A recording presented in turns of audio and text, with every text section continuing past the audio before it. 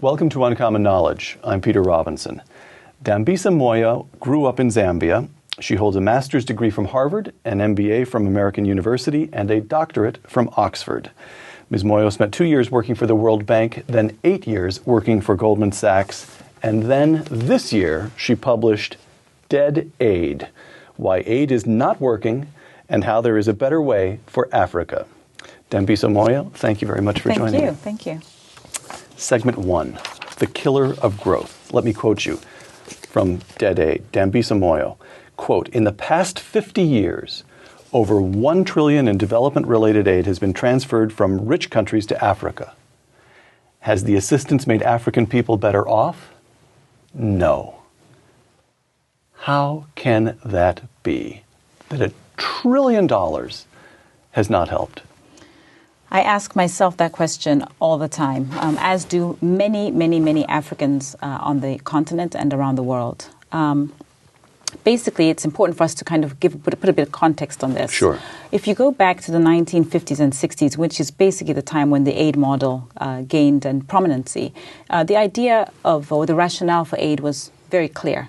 We were coming out of the Marshall Plan, so this is after post-World War II. The Marshall Plan, American assistance of $15 billion over 5 years to Western Europe, if I remember correctly. That's correct. Right. In today's terms, it would be $100 billion. So a huge inflow, amount, right. And it was towards reconstruction of Europe in the post-World War II. Right.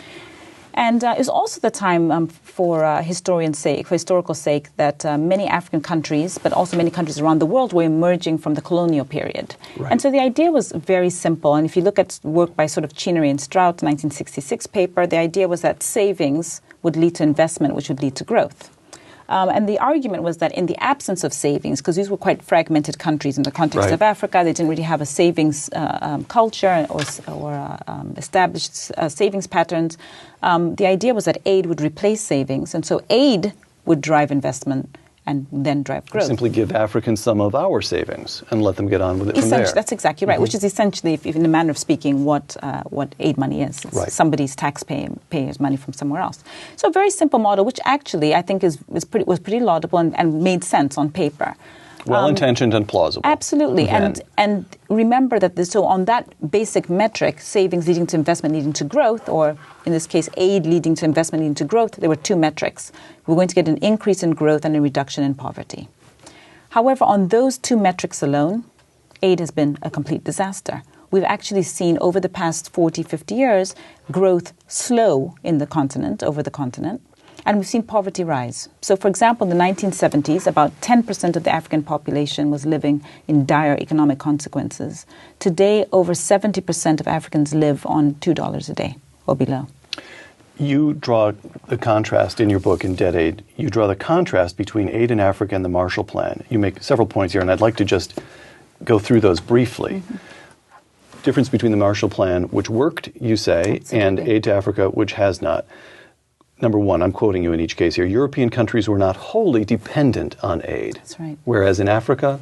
At least many countries, over 70% of the government budget is aid money. And that's destructive in itself. Completely destructive. And I guess we will come to the specific ways in which aid is fueling. Yes, and the Marshall Plan was finite, whereas much of Africa has received aid continually for 50 years. That's absolutely, that is critical, because in most instances where we have seen some good results from an aid model, whether it's from the Green Revolution in India or the interventions in South Korea, and I talk about the aid graduates, so it's a group of 20-odd countries that have shown some improvements. Exactly. You note where aid does work. Exactly. It's not a blanket condemnation of aid. Exactly. Right? And I think it's important to remember where in those instances the aid has been short, sharp, and finite. It has not been open-ended commitments, which is what we see across Africa today. Okay. Now, the mechanism by which aid has proven so destructive in Africa, you refer to it as, I'm quoting you again, a vicious cycle of aid. That's right. Now, explain that. Okay, so basically, we're in this cycle where governments, in particular in Africa, are dependent on the aid system. And we all know that in order for an economy to grow, we need to actually have private sector development. I sort of flippantly call it the reverse Boston Tea Party. We won't get any representation without taxation. Right. So we need to grow these economies. The problem is when governments know that they don't need a domestic tax base, in other words, they know that they can live or die based on aid money, they will encourage corruption. They're happy to sponsor bureaucracies. They are very happy to disenfranchise African people on the ground. I mean, there's a whole host of things that are happening out of the aid model that basically discourage investment. So without investment, you get more poverty. And without more poverty, you get more aid. And the more aid, again, supports the governments who, again, are not interested in encouraging growth. Money comes in, it makes things worse. Because things get worse, even more money comes in, and on and on and on it goes. Exactly now, I want to close out this segment. I want to get a crisp statement here. You do not argue in Dead Aid merely that the $1 trillion transferred in the form of aid to Africa over the last half century has failed to do as much good as one might reasonably have supposed. You argue that it has done the people of Africa positive harm. That is correct. So I am arguing that aid is not benign. In fact, indeed, if it were benign, I wouldn't be sitting here. I wouldn't have written the book. The problem is that it's malignant. Segment 2, Africa Today. Let me offer a few figures from Dead Aid. This is actually a tricky business, I think, what I'm about to ask. You tell me, American layman who read your book with great fascination, but I've only been to Africa once, a typical sort of safari thing. You tell me what these statistics mean in the lived experience of African people. Quoting you in each case, Africa's real per capita income today is lower than in the 1970s, with over half of the 700 million sub-Saharan Africans living on less than $1 a day. Yeah. What does that mean? Dirt floors, no clothes? What is life like? It means that many, many millions of Africans are eking out an existence of dire poverty, much beyond what any of us can imagine. Some of the harshest pictures that we see as representation of the African continent are true. They are people who are malnourished, they don't have running water, they don't have infrastructure that's of any reasonable state to speak of. They don't send their kids to school. They have no infrastructure. In fact, they do not believe that the future, and this is perhaps rather fatalistic, they do not believe that the future is better, and the prospects for the future and for their children are better than what they have today. Well, but that may be fatalistic, but it's also reasonable, given the last half century of their experience. Absolutely. Quote, life expectancy has stagnated, close quote. Yeah. You say Africa is the only continent where that's the case. That's exactly right. There are numerous countries on the African continent where, including my own, where the life expectancy has come down considerably. My own country, Zambia, has a life expectancy now of 37. It's largely because this is life expectancy at birth. It's largely because of the advent of the HIV/AIDS epidemic, So this is not infant mortality. This is a different matter. Exactly. People attain a certain age and then die very young. That's exactly right. But I'm just saying, at birth you would have some expectation. Right. No. I mean, the point I'm making is that in some ways it's even worse. Correct. Right. Yeah. But you're right. But even in our infant mortality statistics are nothing to boast of. Right. And so we are in this situation where I would argue we're in an emergency state in terms of places like my own country in terms of HIV/AIDS. But nothing substantial is being done to curb the longer-term the economic cycle and economic dynamics in the continent. All right. We have a continent in which poverty is endemic, and yet here we have a young woman who emerged from that continent, has a doctorate from Oxford, worked at Goldman Sachs. Tell me the story of Dambisa Moyo. How did you Did you start in a privileged position in Zambian society? How do you come to be? So my story is one which is very, very lucky in many ways. My parents were very fortunate to be two of the first black graduates from the University of Zambia. A lot of people might not know this, but I actually do not have a birth certificate because I was born to two black parents. And at the time that I was born, blacks were not given birth certificates. You were born when Zambia was still, what, Southern Rhodesia? No, I was born in the post-colonial period. So Zambia gained independence in 1964 from the British. Right. It was Northern Rhodesia. Northern Rhodesia, sorry. No, that's okay. Of course, it was part of the federation with Southern Rhodesia, which is today's Zimbabwe. Right, but right. the idea is just that at the time that I was born some 5 years after independence. Mm-hmm. But at that time, our society was still so heavily inculcated in the colonial period that the birth certificates were not given Not even to handed blacks. out. Exactly. All right. But in any case, yes, go ahead. So I'm very fortunate that not only my parents, but my grandparents had the foresight to encourage their children to go to school. Without my parents getting an education, I certainly would not have gotten an education. And it's quite interesting because I think it's important to remember that there was no reason why my grandparents would have been encouraging my parents to get an education. They themselves had not had that experience.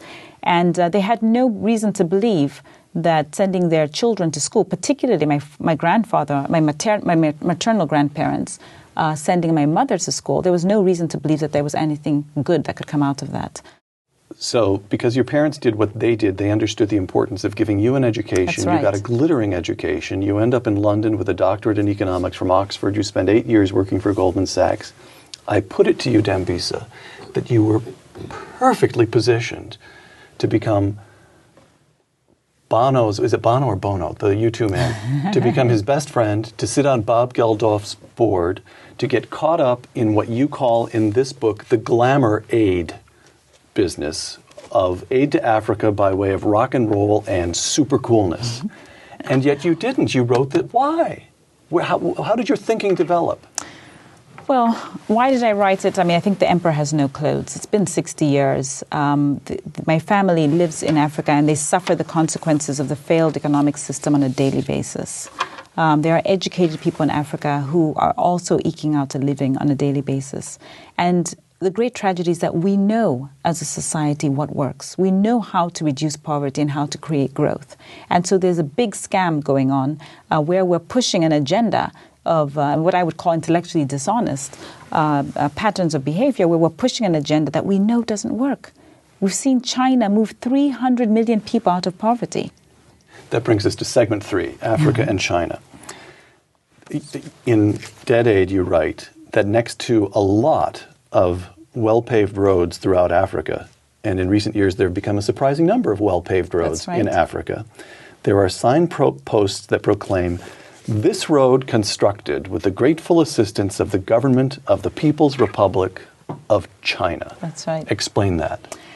Well, the fundamental thing is that it's no surprise Africa has been the beneficiary of a multi-billion-dollar assault or campaign of foreign direct investment from China. And my thesis in the book, the title of the chapter is "The Chinese Are Our Friends," is that they are actually doing a great thing, a great service. Fundamentally, their attitude and their approach to Africa is not one of pity or guilt, which is essentially the model that buttresses the aid model. The Chinese model is one of business, and they're in Africa to give, to Do deals. To do deals, exactly. And to me, it actually can benefit Africans. Africans are getting jobs. The Pew Survey, which is an American organization, has surveyed more than 15 countries in Africa and asked Africans, what do you think? Are what the Chinese doing in Africa a good thing? And consistently, by wide margins, Africans are saying, yes, we want jobs. We want opportunities. Let me give you 2 quotations from Dead Aid. I'm quoting you to yourself. Quotation 1, "Truth be told, there are hurdles for investors to overcome: widespread corruption, a maze of bureaucracy, a highly circumscribed regulatory and legal environment, needless streams of red tape. Hence, very little foreign direct investment." That's right. Quotation 2, "Between 2000 and 2005, Chinese investment in Africa totaled $30 billion. As of mid-2007, the stock of China's investment in Africa was $100 billion. Why does all the red tape and the other hurdles keep out certain investors, but do evidently nothing to dissuade the Chinese?" Well, I think it's not to say that other investors are dissuaded. All I'm saying is that we would have much more investment in the continent if there were less red tape. The Chinese. You don't detect a different kind of determination on the part of Chinese? Well, I think that the Chinese they come to Africa with a very clear mandate and strategy. They're not there to preach. They're not there to transplant democracy or their formal ideology of institutions. They're there to do business. And very often, African governments recognize that there is something for Africa in it. Now, the question then becomes, is it being handled in the most efficient and fair way? And obviously, there are a lot of concerns, environmental issues, labor laws, but that's something for policymaking. I do not think it's the right approach to say, well, because there's some problems, we should expel the Chinese. I mean, the American government, as we know, borrows from the Chinese, given the record. So, we have to be open about it. I'm going to push you a little bit more on China. Sure. China is one of the bits in the book. You read the reviews, and that makes people queasy, that you're so comfortable with China.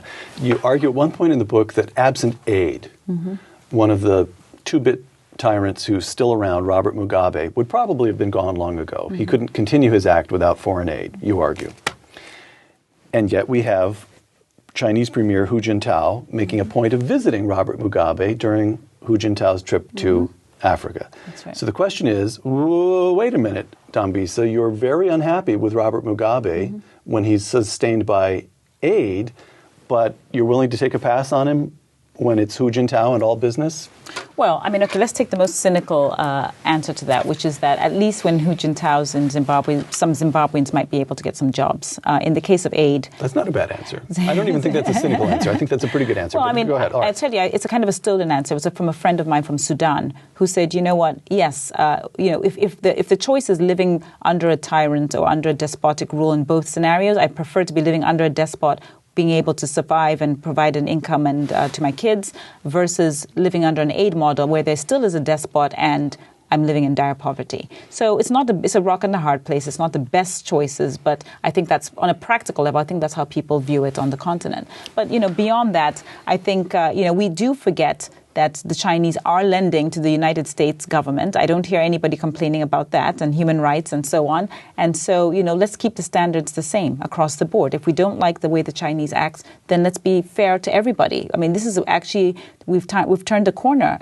in Africa thanks to the Chinese, and I think to then dismiss them as being, evil villains is unfair when Western society is taking money from them anyway. Very nice. A few left jabs and then a roundhouse. Bob Geldof and I can't remember, Bono, I guess. Okay. Bono. They're in Africa to do good. That's why they are trying to do good. And Hu Jintao is in Africa to do business, to do deals. And you're saying that if you had a choice, you'd kick out Geldof and the U2 man and keep Hu Jintao. And now I'm giving you, before we close this segment, the chance to look into the camera and explain to the audience that you're not as cold and unfeeling as that suggestion might seem. I think we forget one fundamental thing. Africans are like everybody else. They want jobs. They want opportunities and they want a great future for their kids. And unfortunately, Bono and Bob Geldof, I'm not too sure, are actually concerned about the future of Africans in a sustainable way in terms of creating jobs. Whereas I know that there is scope for the development of job creation and long-term dents into poverty with the approach the Chinese are taking in Africa. All right, segment 4, your critics. I went through the reviews, and there are people who have arguments that seem to me to have some weight. There's a lot of ad hominem stuff. Who is this person? But there are also arguments about the analysis. So let's take a few of these. Sure. You being you, I'm absolutely certain you've thought these things through. You've read your own reviews. Your instructor at Oxford and at Harvard, Paul Collier, quote, "I doubt that many of Africa's problems can be attributed to aid," which is, in my view, something of a sideshow. Yeah. Divided by ethnic loyalties, African societies are too large to be nations, yet with only tiny economies, they lack the scale to be effective states. Africa, that's close quote. So what you have in Africa is the product of a long and extremely complicated history which simply ill-suits that continent for the kind of market economies that developed in the West. Well, I think Paul is fantastic, but I think he's being slightly unfair on the continent. I'm much more optimistic. And how, you might ask?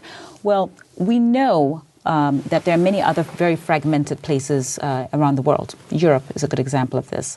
But we also know that there are lots of benefits to be had by regional integration, for example. So the question then becomes, why would it be the case that many African countries have not actually come together to form regional integrations that are actually credible and work well? That, to me, is the fundamental question. Because we do know that there are benefits, for example, from having a common economic policy, the United States being one of the most successful examples of this.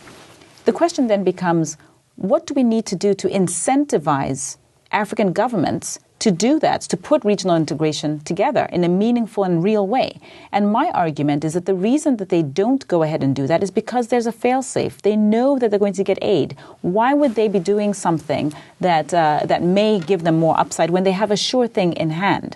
And this is why the thesis of the book is really, we have to come up with some exit strategy so that governments actually start to behave in a manner or incentivized to do the right thing for the African continent. There's a sense in which your underlying argument is so basic that everybody with children ought to be able to get it. Absolutely. I think you're saying, in effect, we're permitting government after government after government in Africa, and have done so for half a century, to behave like teenage children. Correct. That's all right. Absolutely right. It's as simple as that. It's as simple as that. Human psychology. Exactly. Right. Another of your critics, former speechwriter to President George W. Bush, Michael Gerson, who during the Bush administration, Gerson argues the United States started taking a new approach to aid, and you didn't pay enough attention in your book.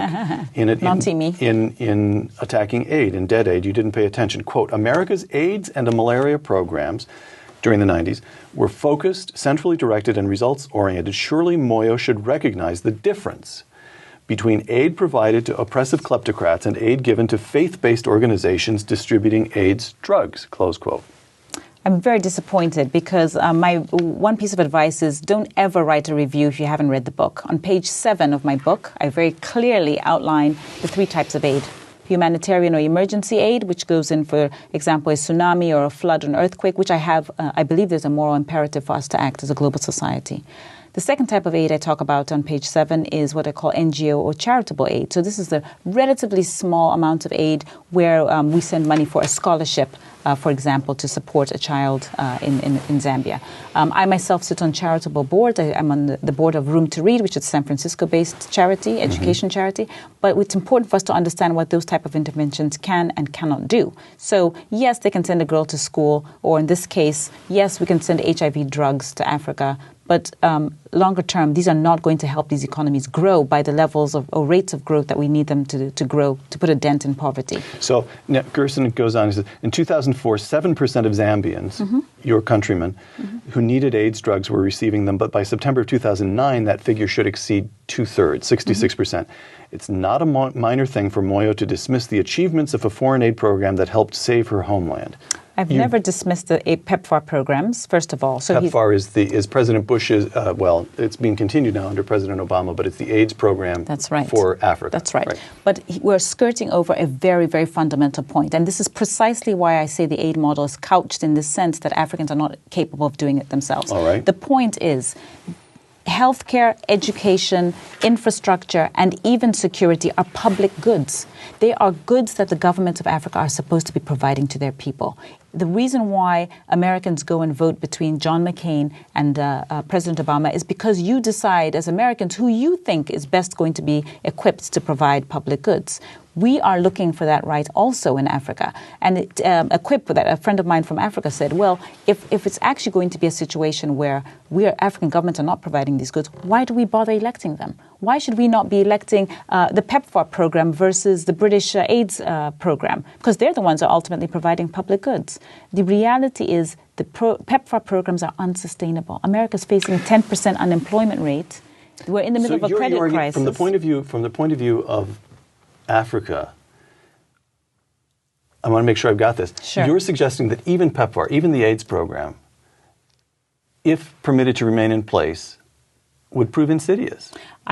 Precisely the point. Because, you're pretty tough. It's a Band-Aid solution. I'm not going to sit here and say, oh my God, the fact that 2 million Africans are on HIV drugs is a bad thing. Of course not. That is a good thing. But whose responsibility is it to provide those HIV drugs? And more importantly, are we creating an environment in Africa to make sure that in 10 years, 20 years, 30 years, African governments are going to take responsibility for that. We are not Americans. We are not supposed to be taking into the American tax base. The American society does not operate by sitting around and waiting for handouts. Why should we, as Africans?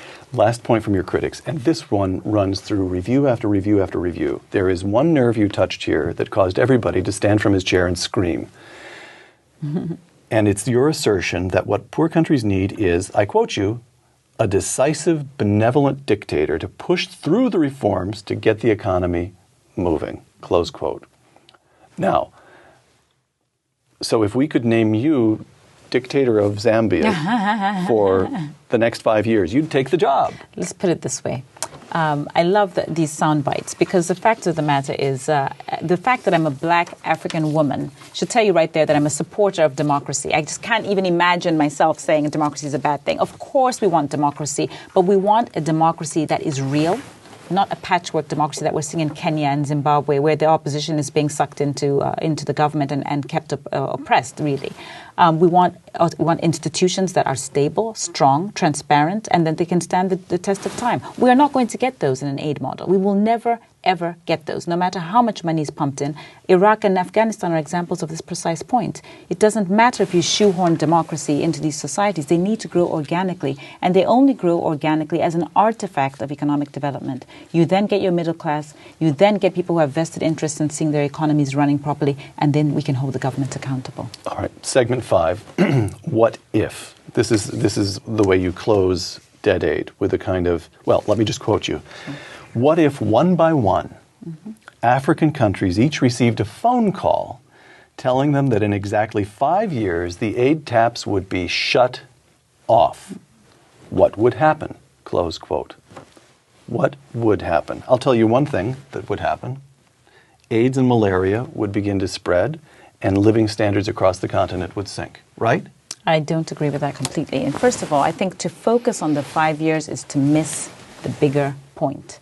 First of all, Africa is not one country. It's a continent. Countries are at different levels of economic development. I'm glad you pointed out that I said what if, because that's precisely the point. I was giving a scenario, an example. Right. My country, Zambia, is very different from a failed state such as Somalia, very different from Ghana, which is arguably at a higher level of economic development. So there's no way we can apply a 5-year rule to everybody. That's point number one. To focus on the second point is to focus on the 5 years is to miss the broader and more important points that to the extent that aid programs have worked in the past, they've been finite. And that's really what I'm trying to motivate here. A discussion about the fact that we need to talk about exit strategies with time lags enough to give African governments the time to start to really focus on building alliances and encouraging these other types of economic growth. You say, in this what-if scenario that you write about in Dead Age, you provide 3 steps that you believe the notional African country ought to take. And I want to get to all 3 of those because so far we've been saying aid is bad. But here's where you say, if aid gets turned off, Africa can move forward in the following ways. Step 1 is, quote, first comes an economic plan which reduces a country's reliance on economic aid and replaces it with what?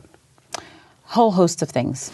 And fortunately, trade, foreign direct investment, the capital markets, microfinance, savings, taxes, remittances. Need I go on? I mean, there's a whole host of things. So Zambia or whatever country we're talking about should begin to behave like Liechtenstein. When you need money, you go to the international capital markets, you start trading. It's one aspect. China has 7% arable land, 1.3 billion people. They're desperately concerned about foreign security. Africa's got arable land. We've got agriculture that we can build on. We don't have to focus on selling goods to Western America, to Western Europe and the United States, where the market, by the way, is closed to us. Let's focus on building alliances there, which, by the way, will create jobs and create a tax base for the government. Hold on, you just did a glancing blow that you need to explain. The market is closed to us in the United States. That's right, because as many people know, the American government has trade restrictions against African produce. So it's protecting American farmers, which I believe is fair. You do? Well, you don't want to rail against? Of course, I would love there to be trade openness everywhere. But the reality is, President Obama is responsible to the American people first. Let's get that clear, and rightfully so. And in that sense, it's right for the American government to do what it needs to do to protect its people. Okay. Next, each country, step 2 of 3, each country would have to, quote, enforce rules of prudence and not live beyond its means, close quote. Now, where does prudence is a cultural construct. It's a cultural value. It's the kind of thing that evolves from a society over decades. It reflects fundamental value. How do you inject prudence into a country that's been corrupt and where the leaders have been bought off for half a century by foreign? How do you do that? You cut off the drug. So if there's no more aid, and you know that you essentially have to live within your means. I was just in Rwanda. What an amazing example of living in prudence. In Rwanda, no government minister has a government vehicle. You have to drive your own car. In Rwanda, mobile phone usage by civil servants is curbed. The government will pay up to a certain amount. If you go over your bill is higher than that, you pay for it. In Rwanda, not a single cabinet minister is allowed to go and get health care outside of Rwanda on the government's bill. Now, you might be saying, why am I saying that? In my own country, in Zambia, if a minister gets sick, he's on the plane to South Africa or to London, and it's paid for by the Zambian government. All right. Step 3, the third and final stage is, quote, the strengthening of institutions, close quote. Now, here again, transparency, the rule of law. I mean, just say, the rule of law, if you look at the history with which many Americans are familiar, you go back to the development of English common law, property rights. These things are hard-won cultural constructs that took centuries to evolve. Absolutely. Well, fortunately, we don't have to take centuries. I think we can leapfrog. We can learn from what other people have done. And second of all, don't forget that the legal framework and judicial framework actually already exists in Africa as a post-colonial artifact. So these things exist. The problem is that they're toothless. The aid regime, I'm quoting you again from Dead Aid, the aid regime has been in place for 60 years and failed to generate economic growth. Why, you ask, has that phone call cutting off the aid not been made? At least 2 reasons. First of all, let's just imagine that President Obama stands up tomorrow and says that Dambisa Moyo has got some valid points in there. We're going to start talking about an exit strategy today. Perhaps in 50 years, we're going to turn off the taps. Americans would go crazy. And there's a certain liberal constituency that would not even be able to have the discussion, would not be able to look past it. They'd be gasping for breath for the next week. Exactly, and probably it would be reflected in the voting patterns. So that's one of the reasons. The second reason is that basically we would hope that there's an issue of fairness here. So think again of President Obama saying, you know what, let's be fair, let's open our markets, our trade markets, so Africans can sell their goods. Well, that would be at the expense of American farmers. So it's cheaper for America to keep the trade barriers up, which is what we need for job creations in Africa, and actually... So you are making a corollary point of great importance, which is to say that aid has not only produced corrupt regimes in Africa, in some ways it has corrupted the donors. Absolutely. It has permitted them to get away with doing things that make themselves feel good rather than a genuine confrontation with reality on the ground in Africa.